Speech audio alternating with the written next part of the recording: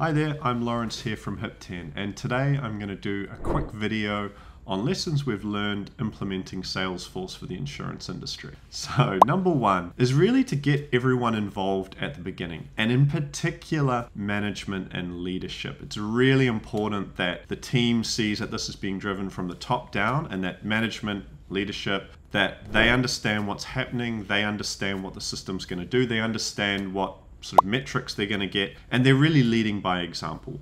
We also recommend getting a good cross-section of all of the business involved, whether it's producers, whether it's someone from finance, the back end sort of customer service. Get everyone involved, but particularly the leadership and management is most critical for these processes. Number two, take what we call a crawl, walk, run approach. So what does that mean? It means just taking bite-sized pieces. Don't try to solve all your problems for your business in one project. Try to focus on, one or two key initiatives that are going to drive, great business outcomes using Salesforce, and really double down and get those delivered and get them working. That'll show to your team and to leadership and whoever's paying the bills that this is a good thing to do and we should do more of this. And then undertake the next small project and the next small project. You'll get wins quickly and you'll keep momentum going forward. If you try to do too much at the start, it'll just delay your go live, and eventually you may not ever go live. Number three, training is super key and a real value add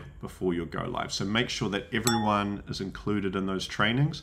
We recommend a mixture of different formats. So sometimes we'll do what we call train the trainer, where we'll do very involved training with a few key members of your team, so that they can kind of act as product champions. We'll also do group training with the larger team, and then your champions may want to then do additional one-on-one training with maybe team members that still feel a little bit uncomfortable. And then bonus points after go live, let's do some more training, because people tend to be much more engaged once they're using the product and they have real questions to ask now that maybe they hadn't considered before. So train before, go live, more training after we go live. Number four, be cognizant of important dates in the insurance industry. So whether that's enrollment season, whether that's all your policies coming up for renewal, might be conference season. There may be entire departments that are unavailable certain times during the year. So making sure when we're planning out the project, we're taking those into consideration. We don't want to, start a project right before enrollment season. That's a bad idea. Everyone's mind is going to be focused elsewhere.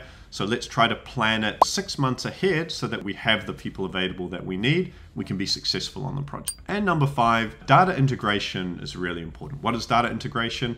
It's making sure that when you enter information on one system, it gets automatically copied onto the other system. So they're synchronized, they're connected. So it removes the double entry. There's nothing worse than going live with a new system and now your team has double the work. They have to enter it here and they have to enter it here as well. Let's make sure they're connected and transferring information in the background. That's gonna build a lot of trust with the team. It's gonna, obviously it's a lot more efficient, and it tends to result in a much better project outcome. If you have any questions, feel free to reach out to me directly. I hope you find these useful.